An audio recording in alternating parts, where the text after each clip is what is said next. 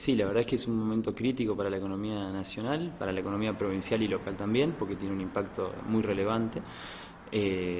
La situación económica que atraviesa el país es pura y exclusivamente responsabilidad de la gestión económica actual, del modelo económico que implementó Mauricio Macri.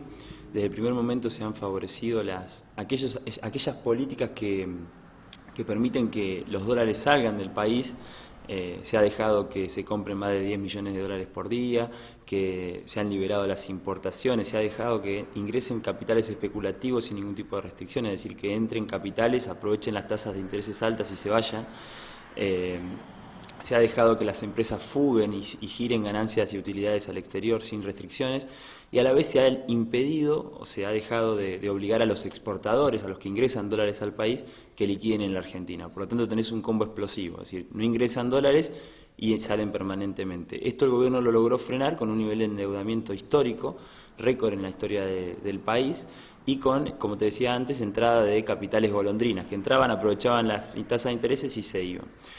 El acuerdo con el Fondo Monetario Internacional es expresión de eso. No pudieron parar la corrida con el acuerdo del Fondo Monetario Internacional y hoy tenemos un dólar que toca los 40 pesos, se han fugado 20.000 millones de dólares del país, las tasas de intereses son altísimas, lo que impide que cualquier productor, cualquier comerciante pueda llegar a pedir un préstamo para generar producción y empleo. Y esto genera, la verdad, otro combo explosivo en materia económica, es decir, no va a haber producción, no va a haber empleo, no hay obra pública, porque lo que va a ofrecerle hoy el ministro Duhovne al Fondo Monetario Internacional es también un recorte de obra pública. Ayer vimos cómo se eliminaron ministerios como el Ministerio de Salud, de Ciencia y Tecnología, de Trabajo. Digo, estamos en una situación crítica social y el gobierno no ve otra variable que el ajuste fiscal. La verdad que esto tiene consecuencias no solo en los niveles de vida de la sociedad, en jubilados, trabajadores, pequeños comerciantes y productores, sino que también no permite ver una salida económica. Es decir, no se sabe cómo se va a frenar el dólar y no se sabe cómo van a impedir que ese aumento del dólar, la devaluación que tuvimos, pensá que empezamos el año con 19 pesos del dólar, hoy está tocando los 40, no saben cómo impedir que eso se traslade a precios.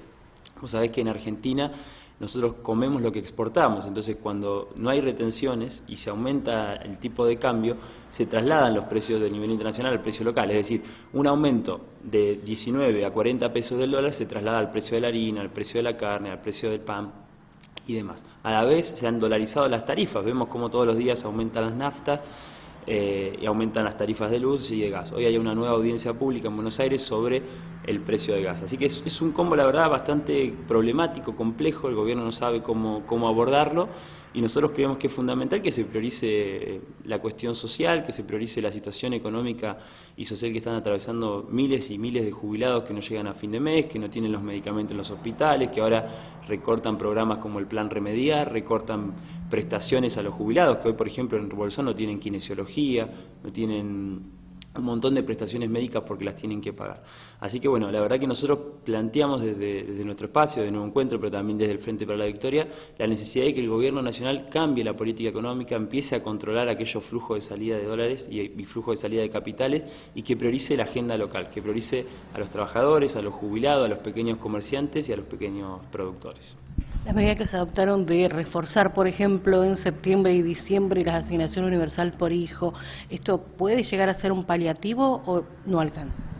Creemos que no alcanza justamente por el traslado a precios que va a tener la devaluación, o sea, es insignificante lo que se propuso para aumentar las asignaciones cuando vemos el impacto que tiene en la Argentina la devaluación en los precios. Ya te decía recién, los alimentos, las tarifas, los combustibles, todo eso genera un combo inflacionario que va a superar este año el 50% probablemente.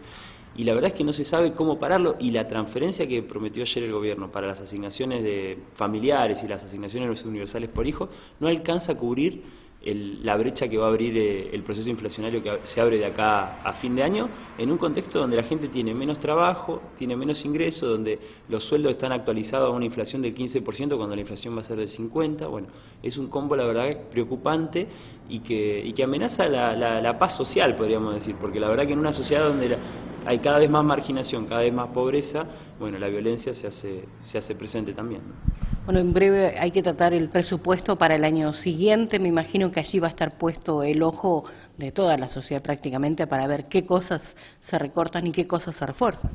Sí, por eso te digo, hoy Duhovne está en Nueva York hablando con el Fondo Monetario Internacional y prometiéndole un ajuste mayor aún al que se había pactado anteriormente. Un ajuste de aproximadamente 500.000 millones de pesos, que es muchísimo. A las provincias le va a corresponder también su porcentaje. Ya vimos cómo recortaron el fondo sojero en el Bolsón.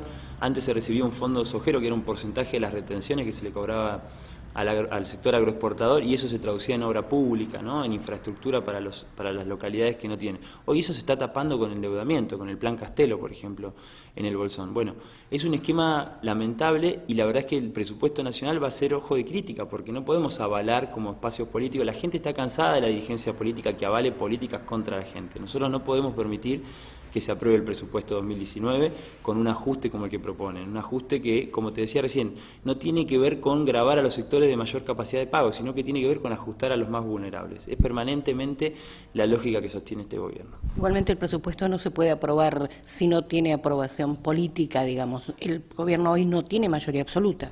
No, claro, por eso nosotros desde el Frente para la Victoria, desde Unidad Ciudadana, lo que estamos proponiendo es que se rechace el presupuesto si siguen en esta lógica de aprobarlo con condicionamiento del Fondo Monetario Internacional. Vos pensás que hoy estamos esperando a ver qué trae Duhovne del Fondo Monetario Internacional. O sea, la política económica en Argentina se deja decidir en la Casa Rosada y pasa a decidirse en Washington, en Nueva York o con los acreedores externos. La verdad que es lamentable. Ese presupuesto que va a traer Duhovne para aprobar tiene que ser rechazado por todo el arco político que crea que no es conveniente un ajuste fiscal mayor al que están sufriendo los más vulnerables.